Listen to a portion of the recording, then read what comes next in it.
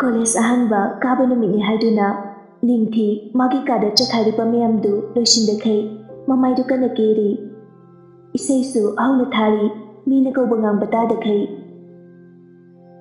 mamai machaduda keri kai supai mamit aniduna lauktak manaton tumtak chimbal piktak tawbaduda ngangtak tawba libam shangi masamduna ngaksamda lay aduga mangthangba saru kharaduna khara sangthana tai masaktu masagi khara fajabaga mani kesiliduga hena fajali ngorok ngawba kuchududa masa parap setlikai supai ningthi hek ubada yamna fajai haujikangi pakhang machasingna yengbada mikham honingdaba satani tharakliba isaidugi tanda nikniktana mingsel mamangda nokpet su tawri tanjaduda panthoi prap changaga isaidu muthatli isaidu muthalakpadudadi ningthi mamaidu leithuklagi yengai ningthi na ma kaino panthoina ngasai kai kau ngambaga ta kai nandi sida ngonda amada leiramini ne kau khibra se babana kau bra ngasai kai kau rami haujikti cheibam siawna kau horabani kai kau riba magi office pham thokpa chakki di leitedana chak sabagi ni kau rise nate isai dubu adukana tari dubu mina kau ngambaga ta da kai as sumtabani kaino oise lo chaksaurase panthoi ningthi kada chai singrieng laga chen kai nangi kada chai mem sidie khangde pangchai de sai lo chaksaurase ngasi do ahandani na college to khara na chakke ba langlen hoi lani baba na thine hai ubani as yar ko thok muk to kanu leisani pharakan sida adum sinale kari mapanu khangde horen imana khrayo mamana bige chatna sanona noi nasai na jaw ai ngang bataning de yari mi langne no de chamine sai khre moini lo balakani baba da khrayo napaga wangang na batali nang hayo ai tan heba nang nupa na tro hai dia ro ko ai dia ro hai sini hoini napaga ngang na ro lo chaksa do ngai re le horabani asi haraga panthoi prap thokri ningthi na lauraga ai ngai drasu nang hairamo ai no hero do mai kya chana de panthoi su chana sana lo aduga hairo ningthi su kada chai singdu loisindana magi bag tu tang puraga kumthara e aduga kitchen sanglaga loyagi manakta chair chingtu aga phami loya machani pidi yenglaga musadiki kudai de leruge ningthi na aduburo ai ka de lei sum novel ma paramba adu nugai mandana babana ko buga tadre loya machani pidi yenglaga icha thoi nangse kumai ni gangnani pidurge ba yare chapter sato babana office pada puna chataba ningthi suklaga mamadi ngai panthoi su machagi mi ingdu khangi adubu khangdaba saraga leithuklaga awada pahiro ko ningthi machinda pomthoaga ima aw kari hapoge yare chakam de janinde aw jobu nangbo mama angang chabiya naba amte simune chadri wani panthoi na college pada mama ne biga chake haye thinbira noye kunaga ningthi na tap ogla e langeng ga chatune kidu bage ningthi tumina lei panthoi na ngasi di han baka bani na moi pulap chasai na male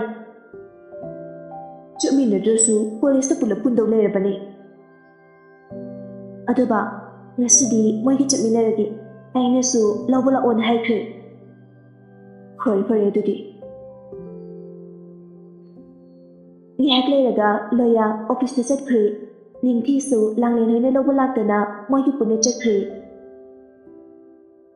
ꯀꯣꯂꯦꯖꯇꯅꯤ ꯒꯥꯔꯤꯗꯨ ꯄꯥꯛ ꯇꯧꯔꯝꯃꯒ ꯃꯣꯏ ꯑꯅꯤ ꯋꯥꯔꯤ ꯁꯥꯗꯨꯅ ꯊꯣꯛꯂꯛꯏ꯫ ꯅꯤꯡꯊꯤꯅ ꯑꯩꯗꯤ ꯑꯩꯈꯣꯏ ꯕꯕꯥꯅ ꯊꯤꯟꯒꯦꯅ ꯍꯥꯏ ꯂꯩꯔꯤꯅꯤ ꯉꯁꯥꯏ ꯏꯃꯥꯗ ꯍꯥꯏꯅꯍꯜꯂꯤꯅꯦ꯫ ꯂꯥꯡꯂꯦꯟꯅ ꯑꯗꯣ ꯀꯩꯅꯣ ꯅꯪꯅ ꯉꯁꯤ ꯑꯁꯨꯛ ꯀꯦꯔꯛꯏꯁꯤꯅ? ꯁꯨꯝ ꯀꯣꯂꯦꯖ ꯀꯥꯔꯛꯄꯁꯤꯗ ꯊꯦꯡꯅꯤꯡꯉꯛꯑꯕ꯫ ꯑꯗꯣ ꯌꯥꯝ ꯀꯦꯔꯕꯣ? ꯍꯥꯏꯗꯤ ꯂꯩꯗꯅ ꯋꯥꯠ ꯇꯥꯕ꯭ꯔꯕ? ꯑꯣ ꯇꯥꯗꯤ ꯌꯥꯝ ꯐꯖꯩꯕ ꯃꯤ ꯂꯣꯏ ꯋꯥꯟꯊꯔꯅꯤ ꯍꯥꯏꯕ꯫ ꯏꯁ ꯆꯥꯛ ꯌꯥꯝ ꯆꯥꯔꯦ ꯏꯕꯦꯝꯃ ꯇꯥꯅꯤꯡꯗꯦꯀꯣ꯫ ꯑꯁꯤ ꯍꯥꯏꯔꯒ ꯑꯅꯤꯗꯨ ꯅꯣꯛ ꯅꯣꯛꯂꯒ ꯂꯥꯛꯄꯗ ꯃꯃꯥꯡꯗ ꯂꯩꯔꯤꯕ ꯃꯤꯗꯨ ꯎꯗꯗꯅ ꯅꯨꯄꯥ ꯑꯃꯗ ꯋꯥꯏꯁꯤꯜꯂꯤ꯫ ꯅꯤꯡꯊꯤ ꯅꯨꯄꯥꯗꯨꯗ ꯌꯦꯡꯁꯤꯟꯕꯗꯨꯗ ꯃꯈꯥꯗꯒꯤ ꯐꯝꯊꯩ꯫ ꯑꯦꯍꯦꯃ ꯃꯍꯥꯛꯄꯤ ꯀꯅꯥꯅꯣ? ꯅꯨꯄꯥꯗꯨꯁꯨ ꯁꯣꯛꯄ꯭ꯔꯣ ꯑꯩ ꯎꯍꯧꯗꯕꯅꯦ꯫ ꯀꯅꯥ ꯌꯦꯡꯂꯒ ꯆꯠꯀꯦ ꯅꯨꯃꯤꯠꯇꯣ? ꯑꯁꯤꯗ ꯏꯃꯥꯟꯅꯕ ꯑꯃ ꯌꯦꯡꯕꯗ ꯎꯍꯧꯗꯕꯅꯦ꯫ ꯁꯤ ꯈꯨꯠꯀꯁꯤ ꯂꯣꯏ ꯇꯠꯂꯦ ꯅꯃꯤꯠꯇꯨ ꯊꯨꯒꯥꯏꯔꯣ? ꯅꯨꯄꯥꯗꯨꯁꯨ ꯁꯥꯎꯅꯤꯡꯅ ꯑꯩꯅ ꯂꯦꯞ ꯂꯩꯔꯒ ꯅꯪꯅ ꯅꯃꯤꯠ ꯑꯣꯟꯗ꯭ꯔꯒ? ꯅꯤꯡꯊꯤꯅ ꯁꯤ ꯂꯦꯞꯐꯝꯂꯣ? ꯁꯤ ꯈꯨꯠꯁꯦ ꯇꯠꯂꯤꯁꯦ ꯁꯤ ꯀꯩꯅꯣ? ꯅꯪꯗꯤ ꯅꯃꯤꯠꯇꯨ ꯃꯃꯥꯡꯗ ꯌꯦꯡꯂꯒ ꯆꯠꯄ ꯀꯩꯗꯧꯒꯦ? ꯂꯦꯞ ꯂꯩꯔꯤꯕ ꯑꯩꯉꯣꯟꯗ ꯋꯥꯏꯁꯤꯜꯂꯛꯑꯒ? ꯀꯔꯤ ꯅꯪꯅ ꯁꯤꯗ ꯀꯅꯥꯅ ꯂꯦꯞꯄꯤꯌꯨ ꯍꯥꯏꯒꯦ? ꯂꯥꯡꯂꯦꯟ ꯅꯤꯡꯊꯤꯗ ꯑꯣꯟꯁꯤꯜꯂꯒ ꯌꯥꯔꯦ ꯃꯤ ꯂꯣꯏ ꯌꯦꯡꯅꯔꯦ꯫ ꯁꯤꯕꯨ ꯏꯟꯅꯔꯕ ꯃꯤꯒꯤ ꯃꯥꯡꯗ ꯂꯦꯞꯁꯤꯜꯂꯒ ꯅꯪꯅ? ꯅꯤꯡꯊꯤ ꯌꯥꯔꯦꯗꯣ ꯏꯀꯥꯏꯖꯩꯕ꯫ ꯇꯟꯖꯥꯗꯨꯗ ꯇꯣꯝꯊꯤꯟꯁꯨ ꯒ꯭ꯔꯤꯁꯟꯒꯤ ꯃꯅꯥꯛꯇ ꯄ꯭ꯔꯞ ꯆꯦꯜꯂꯛꯏ꯫ ꯇꯣꯝꯊꯤꯟꯅ ꯀꯩꯗꯧꯅꯔꯒꯦ? ꯅꯤꯡꯊꯤ ꯃꯃꯥꯏꯗꯨ ꯐꯠ ꯅꯣꯡꯈꯠꯂꯛꯄꯗ ꯇꯣꯝꯊꯤꯟ ꯂꯦꯞꯂꯒ ꯂꯩꯔꯝꯕꯗꯨꯗ ꯃꯆꯤꯟꯗꯨ ꯈꯨꯠ ꯌꯣꯠꯂꯤ꯫ ꯋꯥꯗꯨ ꯉꯥꯏꯍꯥꯛ ꯄꯜꯂꯒ ꯂꯩ ꯑꯗꯨꯒ ꯑꯃꯨꯛ ꯉꯥꯡꯂꯛꯏ꯫ ꯃꯥꯅ ꯃꯤꯒꯤ ꯂꯥꯛꯄ ꯂꯝꯕꯤꯁꯤꯗ ꯂꯦꯞꯁꯤꯜꯂꯒ ꯂꯩꯔꯤ꯫ ꯑꯩꯗꯤ ꯂꯝꯕꯤꯗ ꯆꯨꯝꯅ ꯂꯥꯛꯆꯕꯅꯦ ꯃꯥꯅ ꯃꯤꯒꯤ ꯃꯥꯡꯗ ꯂꯦꯞꯁꯤꯜꯂꯒ ꯇꯨꯁꯤꯜꯍꯜꯂꯤꯅꯦ꯫ ꯒ꯭ꯔꯤꯁꯟꯁꯨ ꯁꯨꯛꯂꯒ ꯉꯥꯏꯈꯣꯅꯦ ꯑꯩꯗꯣ ꯆꯠꯄꯁꯨ ꯅꯠꯇꯦ ꯂꯦꯞꯂꯒ ꯇꯣꯝꯊꯤꯟ ꯀꯧꯕꯅꯤ ꯑꯗꯨꯒ ꯃꯥꯅ ꯂꯥꯛꯑꯒ ꯂꯝꯕꯤꯗ ꯌꯦꯡꯂꯒ ꯆꯠꯀꯦꯗꯤ ꯂꯩꯇꯦ꯫ ꯅꯃꯤꯠ ꯅꯅꯥ ꯑꯣꯟꯗ꯭ꯔꯗꯤ ꯅꯈꯨꯠꯇꯣ ꯇꯦꯛꯍꯧꯗ꯭ꯔꯤꯗꯣ ꯅꯔꯥꯏꯕꯛ ꯐꯔꯕꯅꯦ꯫ ꯑꯣꯏ ꯅꯪ ꯎꯁꯤꯠꯇ꯭ꯔꯤꯔꯣ? ꯎꯁꯤꯠꯇꯦ ꯅꯪꯒꯤꯗꯧꯒꯦ ꯍꯥꯏꯕꯅꯣ? ꯇꯣꯝꯊꯤꯟ ꯒ꯭ꯔꯤꯁꯟꯗ ꯑꯣꯟꯁꯤꯜꯂꯒ ꯌꯥꯔꯦ ꯚꯥꯏ ꯉꯁꯤ ꯀꯣꯂꯦꯖ ꯑꯍꯥꯟꯕ ꯅꯨꯃꯤꯠꯁꯤꯗ ꯁꯨꯃꯥꯏꯅ ꯇꯧꯔꯤꯁꯤ꯫ ꯅꯤꯡꯊꯤꯗ ꯑꯃꯨꯛ ꯑꯣꯟꯁꯤꯜꯂꯒ ꯚꯥꯏ ꯅꯣꯏꯁꯨ ꯑꯅꯧꯕ ꯃꯥꯜꯂꯤ ꯑꯩꯈꯣꯏꯁꯨ ꯑꯅꯧꯕꯅꯤ ꯁꯥꯎꯔꯅꯨ ꯑꯍꯥꯟꯕ ꯀꯥꯕ ꯅꯨꯃꯤꯠꯁꯤꯗ ꯁꯨꯃꯥꯏꯅ ꯇꯧꯕꯁꯦ ꯀꯌꯥ ꯅꯨꯡꯉꯥꯏꯇꯦ ꯃꯔꯨꯞꯅꯤ ꯈꯟꯗꯣꯛꯅꯔꯨ ꯁꯣꯏꯅꯕ ꯉꯥꯛꯇꯅꯤ꯫ ꯅꯤꯡꯊꯤ ꯋꯥꯗꯤ ꯉꯥꯡꯗꯦ ꯆꯞ ꯂꯦꯞꯂꯒ ꯒ꯭ꯔꯤꯁꯟꯗ ꯃꯃꯤꯠꯇꯨ ꯈꯥꯅ ꯌꯦꯡꯉꯤ꯫ ꯂꯥꯡꯂꯦꯟ ꯅꯤꯡꯊꯤꯗ ꯑꯣꯟꯁꯤꯜꯂꯒ ꯂꯥꯎ ꯀ꯭ꯂꯥꯁꯇ ꯆꯪꯉꯁꯦ꯫ ꯑꯁꯤ ꯍꯥꯏꯔꯒ ꯂꯥꯡꯂꯦꯟꯅ ꯅꯤꯡꯊꯤꯕꯨ ꯄꯨꯔꯒ ꯆꯠꯈ꯭ꯔꯦ꯫ ꯅꯤꯡꯊꯤ ꯆꯠꯅ ꯆꯠꯅ ꯒ꯭ꯔꯤꯁꯟꯗ ꯃꯃꯤꯠꯇꯨ ꯐꯩꯅ ꯌꯦꯡꯉꯝꯃꯤ꯫ ꯒ꯭ꯔꯤꯁꯟꯁꯨ ꯅꯤꯡꯊꯤꯗ ꯁꯨꯛꯂꯒ ꯌꯦꯡꯂꯒ ꯂꯩ꯫ ꯇꯣꯝꯊꯤꯟꯅ ꯌꯥꯔꯦ ꯅꯪꯕꯨꯁꯨ ꯌꯦꯡꯉꯨꯔꯅꯨ꯫ ꯒ꯭ꯔꯤꯁꯟꯅ ꯅꯪ ꯁꯣꯝꯗ ꯈꯜꯂꯣ ꯍꯧꯖꯤꯛꯀꯤꯗꯨ ꯅꯪ ꯂꯥꯞꯅꯗꯤ ꯎꯔꯝꯅꯤ ꯎꯕꯒꯤꯅꯦ ꯆꯦꯜꯂꯛꯏꯁꯦ ꯅꯪꯒꯤ ꯃꯑꯣꯡꯗꯨꯗ ꯍꯧꯖꯤꯛꯀꯤ ꯅꯨꯄꯤꯗꯨꯁꯨ ꯀꯩꯅꯣꯝꯃ ꯇꯧꯕ ꯃꯥꯜꯂꯤ ꯍꯣꯟꯗꯥꯗꯨ ꯌꯥꯝꯅ ꯍꯥꯎꯇꯦꯕ꯫ ꯅꯨꯄꯤ ꯃꯥꯅ ꯅꯨꯡꯉꯥꯏꯅꯤꯕ꯫ ꯌꯥꯔꯦ ꯌꯥꯔꯦ ꯆꯥꯒꯤ ꯋꯥꯈꯜꯗꯨ ꯈꯟꯒꯅꯣ꯫ ꯑꯩ ꯌꯥꯔꯦ ꯁꯛ ꯀꯅꯥꯅ ꯊꯤꯜꯂꯛꯀꯦ? ꯑꯩꯈꯣꯏ ꯍꯦꯔꯥꯝꯕꯤꯅ꯫ ꯅꯣꯏ ꯍꯦꯔꯥꯝꯕꯤꯅ ꯄꯥꯕꯨꯡ ꯊꯤꯜꯂꯛꯇ꯭ꯔꯤꯕꯣ?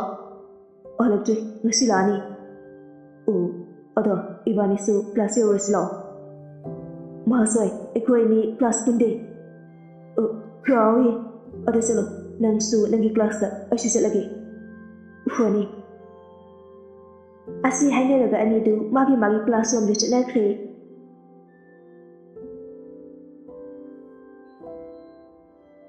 ꯀ꯭ꯂꯥꯁꯇꯨ ꯃꯊꯪ ꯃꯊꯪ ꯇꯧꯕ ꯂꯣꯏꯔꯒ ꯊꯣꯡꯅꯔꯛꯏ꯫ ꯒ꯭ꯔꯤꯁꯟꯅ ꯊꯣꯛꯂꯛꯄꯗ ꯇꯣꯝꯊꯤꯟꯗꯨ ꯂꯦꯞꯇꯨꯅ ꯂꯩꯔꯝꯃꯤ꯫ ꯒ꯭ꯔꯤꯁꯟꯁꯨ ꯇꯣꯝꯊꯤꯟꯒꯤ ꯃꯅꯥꯛꯇ ꯂꯥꯛꯑꯒ ꯆꯠꯂꯁꯦ꯫ ꯑꯁꯤ ꯍꯥꯏꯔꯒ ꯑꯅꯤꯗꯨ ꯒꯥꯔꯤ ꯄꯥꯔꯛ ꯇꯧꯐꯝꯗ ꯂꯥꯛꯏ꯫ ꯒ꯭ꯔꯤꯁꯟꯅ ꯑꯍꯥꯟꯕꯁꯦ ꯅꯣꯏꯒꯤ ꯀ꯭ꯂꯥꯁꯇꯤ ꯀꯃꯥꯏꯅ ꯇꯧꯋꯦ? ꯇꯣꯝꯊꯤꯟꯅ ꯑꯗꯨꯝ ꯅꯨꯡꯉꯥꯏ ꯅꯪꯗꯤ? ꯆꯞ ꯃꯥꯟꯅꯩ꯫ ꯑꯗꯣ ꯅꯪꯒ ꯉꯁꯥꯏ ꯂꯧꯅꯈꯤꯕ ꯅꯨꯄꯤ ꯑꯅꯤꯗꯣ ꯑꯩꯒꯤ ꯁꯕꯖꯦꯛ ꯃꯥꯟꯅꯔꯝꯃꯦ꯫ ꯐꯔꯦ ꯀꯩꯅꯣ ꯃꯁꯛꯇꯨꯒ ꯑꯩꯒ ꯄꯨꯟꯗꯕ ꯐꯩ ꯌꯥꯔꯦ ꯍꯪꯉꯣꯏ ꯅꯪ ꯀꯌꯥꯝ ꯐꯖꯔꯗꯅ ꯑꯩ ꯐꯖꯕꯩꯅꯤ ꯍꯥꯏꯁꯦ ꯐꯖꯔꯤ ꯅꯣꯏ ꯃꯇꯥꯁꯤꯅ ꯂꯧꯕ ꯂꯥꯛꯇꯣꯏꯔꯥ ꯈꯪꯗꯦ ꯅꯪꯒ ꯆꯠꯈ꯭ꯔꯁꯦ ꯑꯩꯈꯣꯏ ꯃꯥꯒ ꯆꯠꯃꯤꯟꯅꯕ ꯇꯜꯂꯦ ꯋꯥꯊꯤ ꯋꯥꯀꯣꯏ ꯌꯥꯝ ꯉꯥꯡꯉꯤ ꯑꯗꯣ ꯀꯩꯅꯣꯝ ꯌꯦꯡꯒꯦꯔꯥ ꯀꯩꯅꯣ ꯇꯣꯝꯊꯤꯟꯅ ꯃꯉꯛꯇ ꯏꯜꯂꯤ ꯒ꯭ꯔꯤꯁꯟ ꯀꯔꯤꯅꯣ ꯍꯥꯏꯅ ꯐꯠ ꯂꯩꯊꯣꯔꯛꯏ ꯒ꯭ꯔꯤꯁꯟ ꯃꯆꯤꯟ ꯅꯥꯀꯜ ꯑꯃ ꯆꯤꯡꯂꯒ ꯎꯁꯤꯠꯇꯅ ꯅꯣꯛꯏ ꯑꯩ ꯇꯧꯒꯦ ꯌꯦꯡꯉꯨ ꯇꯣꯝꯊꯤꯟ ꯒ꯭ꯔꯤꯁꯟꯒꯤ ꯃꯈꯨꯠꯇꯨ ꯌꯥꯜꯂꯒ ꯌꯥꯔꯦ ꯆꯠꯂꯁꯦ ꯂꯥꯛꯑꯣ ꯋꯥꯊꯤ ꯇꯧꯅꯨ ꯆꯠꯂꯝꯗꯥꯏꯁꯤꯗꯕ ꯅꯨꯄꯤ ꯑꯅꯤꯗꯨꯁꯨ ꯒꯥꯔꯤ ꯃꯅꯥꯛ ꯌꯧꯔꯛꯏ ꯒ꯭ꯔꯤꯁꯟ ꯑꯣꯏꯅ ꯂꯩꯔꯤꯗꯨꯒ ꯒꯥꯔꯤꯗꯨ ꯅꯛꯅ ꯈꯥꯝꯃꯤꯟꯅꯔꯝꯃꯤ ꯅꯤꯡꯊꯤ ꯒ꯭ꯔꯤꯁꯟ ꯎꯕꯗ ꯁꯛꯇꯥꯁꯤꯒ ꯒ꯭ꯔꯤꯁꯟꯅ ꯔꯥꯁꯤꯗꯤ ꯇꯥꯍꯧꯔꯤ ꯇꯣꯝꯊꯤꯟ ꯑꯗꯨ ꯍꯥꯏꯔꯛꯄꯗꯨꯗ ꯃꯈꯥ ꯇꯥꯔꯛꯄ ꯇꯥꯔꯦ ꯈꯟꯗꯨꯅ ꯋꯥꯔꯤ ꯑꯃ ꯁꯠꯊꯔꯛꯏ ꯇꯣꯝꯊꯤꯟꯅ ꯚꯥꯏ ꯅꯣꯏ ꯀꯥꯏꯗꯒꯤꯅꯣ ꯀ꯭ꯂꯥꯁꯁꯨ ꯄꯨꯟꯕ ꯃꯥꯜꯂꯤ ꯉꯁꯥꯏ ꯇꯣꯝꯊꯤꯟꯅ ꯌꯥꯝ ꯏꯪꯅ ꯍꯥꯏꯔꯛꯄꯅꯤ ꯅꯤꯡꯊꯤ ꯒ꯭ꯔꯤꯁꯟꯅ ꯉꯥꯡꯕꯗ ꯈꯨꯝꯒꯦꯅ ꯃꯌꯥ ꯀꯥꯔꯝꯕꯗꯨ ꯆꯞ ꯂꯦꯞꯄꯤ ꯂꯥꯡꯂꯦꯟꯅ ꯄꯨꯜꯂꯦ ꯑꯁꯤ ꯍꯥꯏꯔꯒ ꯃꯣꯏ ꯑꯅꯤꯒꯤ ꯂꯝꯗꯣ ꯍꯥꯏꯔꯛꯏ ꯑꯗꯨꯗꯤ ꯌꯥꯝ ꯂꯥꯞꯅꯗꯦꯅꯦ ꯑꯩꯈꯣꯏꯒ ꯉꯁꯥꯏ ꯈꯪꯅꯗꯕꯒꯤ ꯑꯩꯈꯣꯏ ꯚꯥꯏꯅ ꯉꯥꯡꯕꯗꯣ ꯁꯥꯎꯅꯔꯣꯏꯁꯤꯀꯣ ꯁꯥꯎꯗꯦꯗ ꯒ꯭ꯔꯤꯁꯟꯒꯤ ꯋꯥꯉꯥꯡꯗꯤ ꯃꯥꯗꯤ ꯂꯩꯊꯣꯛꯂꯒ ꯂꯩ ꯇꯣꯝꯊꯤꯟꯅ ꯑꯗꯨꯗꯤ ꯚꯥꯏ ꯑꯩꯈꯣꯏ ꯍꯜꯂꯝꯃꯒꯦꯀꯣ ꯂꯥꯡꯂꯦꯟꯅ ꯑꯁꯤ ꯍꯥꯏꯔꯒ ꯅꯨꯄꯥ ꯑꯅꯤꯗꯨ ꯒꯥꯔꯤ ꯊꯧꯗꯣꯛꯂꯒ ꯆꯠꯈ꯭ꯔꯦ ꯅꯤꯡꯊꯤꯅ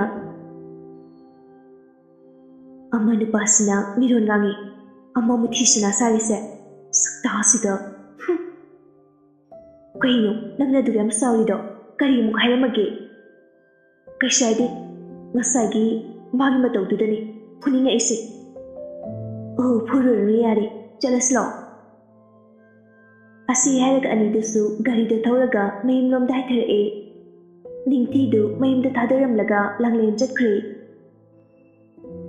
ꯅꯤꯡꯊꯤ ꯁꯨꯛꯂꯒ ꯃꯈꯣꯡꯗꯨ ꯂꯥꯎꯅ ꯂꯥꯎꯅ ꯊꯥꯡꯂꯒ ꯆꯪꯂꯛꯏ ꯃꯆꯥ ꯂꯥꯛꯄ ꯎꯕꯗ ꯄꯥꯟꯊꯣꯏꯅ ꯍꯜꯂꯛꯑꯕꯣ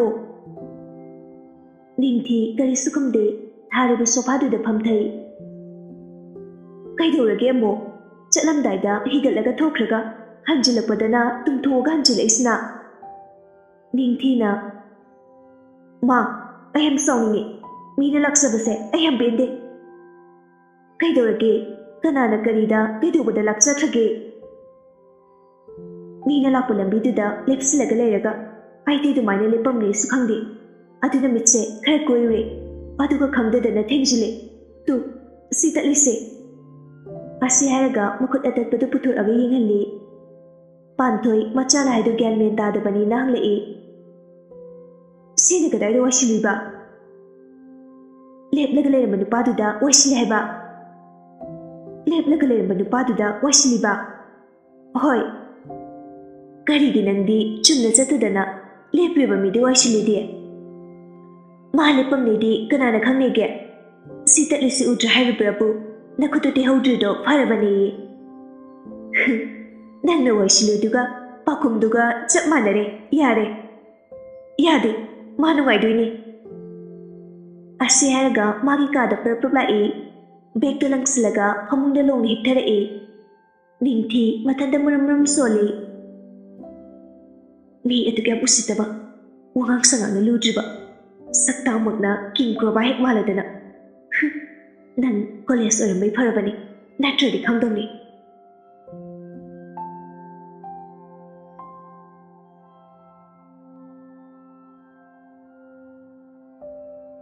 ꯂꯝꯕꯤꯗ ꯅꯤꯡꯉꯣꯜ ꯁꯥꯏꯀꯜꯒꯤ ꯀꯤꯂꯤꯌꯔꯗꯨꯗ ꯃꯔꯣꯏ ꯃꯄꯨꯟ ꯑꯆꯧꯕ ꯑꯃ ꯆꯞꯂꯒ ꯑꯗꯨꯒ ꯃꯃꯥꯡꯗꯅ ꯆꯦꯡ ꯍꯥꯞꯂꯒ ꯏꯜꯂꯛꯄꯅꯤ ꯑꯁꯨꯝꯅ ꯏꯜꯂꯒ ꯂꯥꯛꯄꯗꯨ ꯂꯥꯞꯇꯛꯅ ꯊꯥꯅꯤꯜꯅ ꯎꯔꯦ ꯑꯗꯨ ꯎꯕꯗ ꯅꯤꯡꯉꯣꯜꯒꯤ ꯃꯅꯥꯛꯇ ꯄ꯭ꯔꯞ ꯄ꯭ꯔꯞ ꯂꯥꯛꯑꯒ ꯊꯥꯅꯤꯜꯅ ꯑꯕꯦ ꯀꯥꯏꯗ ꯆꯠꯂꯤꯅꯣ ꯅꯨꯃꯤꯗꯥꯡ ꯋꯥꯏꯔꯝꯁꯤꯗ ꯅꯤꯡꯉꯣꯜꯅ ꯆꯦꯡꯁꯨ ꯂꯧꯔꯨꯕ ꯃꯔꯣꯏꯁꯨ ꯂꯧꯔꯨꯕ ꯑꯗꯨꯗꯤ ꯁꯦ ꯑꯩ ꯏꯟꯕꯤꯒꯦ ꯌꯥꯅꯤꯗ ꯁꯦ ꯏꯟꯕꯤꯒꯦ ꯅꯪ ꯋꯥꯏꯁꯤꯡꯅ ꯆꯠꯂꯣ Asi haraga mana oina ili. Adu da Thanildi kaida chalubano. Sum walking oina mi mayeng thulba. Ningol tumina nokre tawi. Ihengaba. Ihengi. Ningol mamaida non tharaga no I. Thanilsu nokre tawi tumina. Nuya bok nuya ni mu ahengdigi hotel hangadoira. Hangadoini. Natradi isuibien chara hendori. Obokdi nabo farabo. Phari. Ani dungi hak tumin chatli. Thanilna. Nuyum yugdori. Odudi naustongo aisi chatlagi. Ningol cycle du mana mukpai. Chatlagi. Adu waha mahigidawani. Ngasidi limitadori. Chatli. Asi haraga gam chatkri. Ningol chatkriba Thanilda yenglaga machinda. Khangida isu nangna haidido. Mayimda cycle du illaga changai. Ningol tapna kaurai. Abo. Rani su thoklaaga. Lao. Chingdu noi kakada thangsil halasi. Abo haige. Abo haigumse. Ai ngamni ai dang thangjinge. Isu wani ne. Warida sikaktabu kidawagi wadoino. Rani ningol nangangbadu leithoklaga kaurai. Bimol, noibu tabro. Bimol manungdagi. Kaino? Amta lau ne, si amta thangjin si tholo. Anita tholaaga. Siro thangjin si haise. Bimol na. Kaino ma, yakti pasida. Si, ching si amuta thangjalu. Nachani pise matung tangamdre. Ay halagta ngari. Wala marungo muwabane. Thangjin mahuradi ngamnaba thangjilo ko.